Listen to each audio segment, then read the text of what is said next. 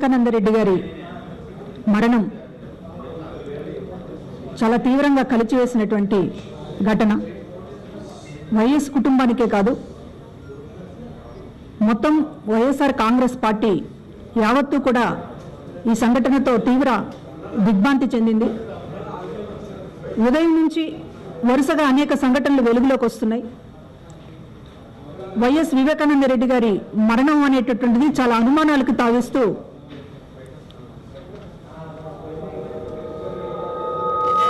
అనుమానాలు మరింత బలపడేటటువంటి విధంగా ఈరోజు ఉదయం నుంచి అనేక పరిణామాలు జరుగుతూ ఉన్నాయి. వివేకానంద రెడ్డి గారు జమ్మలమడుగు ఎన్నికల ఇన్ఛార్జిగా ఉన్నారు. నిన్నంతా కూడా ఎన్నికల ప్రచారంలో పాల్గొన్నారు. దాదాపు జమ్మలమడుగు నుంచి రాత్రి 9:30 సమయంలో బయలుదేరి వచ్చారనేటటువంటిది చెప్తూ ఉన్నారు. ఈ సందర్భంలో ఆయన ఒక అనుమానాస్పద పరిస్థితుల్లో మరణించిన సంఘటన వెనుక ఒక ఉన్నత స్థాయి విచారణ జరగాల్సినటువంటి అవసరం ఉంది. అనుమానాలు బలపడుతున్నటువంటి సమయంలో ఈ రోజున జమ్మలమడుగు ఆదినారాయణ రెడ్డి గారు లేకపోతే మరొకళ్ళు గుమ్మడికాయ దొంగ ఎవరంటే భుజాలు తడుముకున్నట్టు మాట్లాడడం కాదు. ఉన్నత స్థాయి విచారణ అనే మేము కోరుతూ ఉంటే సిట్ వేసామన్నట్టుగా ఈ రోజున ప్రభుత్వ వర్గాలు చెప్తూ ఉన్నాయి. ఈ రాష్ట్రంలో అనేక సంఘటనల మీద సిట్ దర్యాప్తులు ఏ రకంగా సాగినాయో అందరం కూడా చూసాం. చంద్రబాబు గారు సిట్ అంటే సిట్టు, స్టాండ్ అంటే స్టాండు అనేటటువంటి ఈ దర్యాప్తు సంస్థలతోటి వివేకానంద రెడ్డి గారి మరణం వెనుక ఏం జరిగింది, ఏం కుట్ర జరిగింది అనేటటువంటి వాస్తవాలు బయటకు వస్తాయనేటటువంటి నమ్మకం మాకు లేదు. కనుక ఇవాళ ఈ ఘటన మీద సిబిఐ ఎంక్వైరీ జరిపించాల్సినటువంటి అవసరం ఉందని మేము కోరుతూ ఉన్నాం. దీని వెనుక ఒక పెద్ద కుట్ర ఉందనేటటువంటిది కూడా మేము భావిస్తూ ఉన్నాం.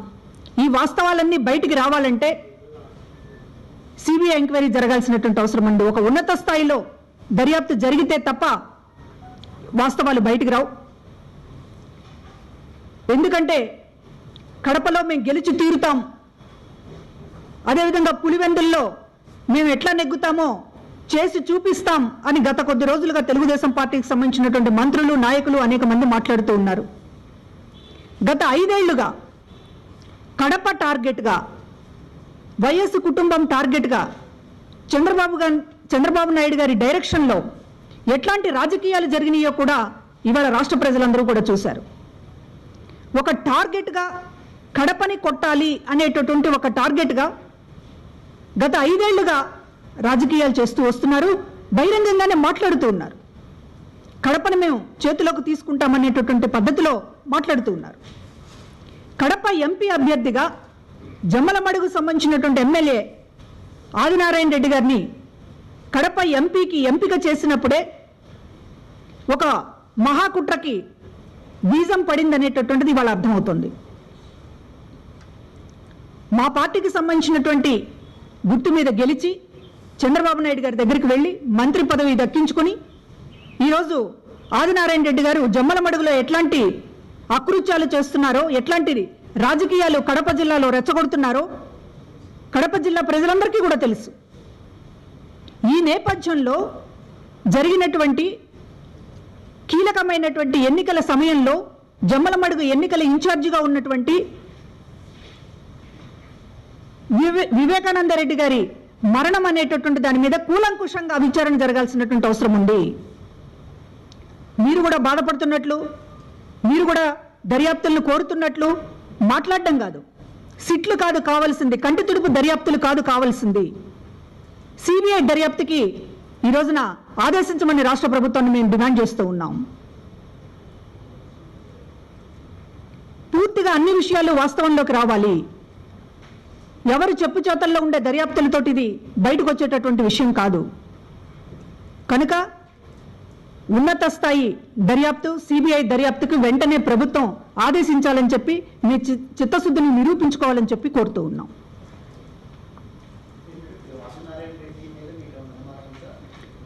కడప జిల్లాకు సంబంధించినటువంటి ఒక టార్గెట్గా 5 ఏళ్లలో ఎందుకు మీరు కడపని టార్గెట్గా చేసుకున్నారు?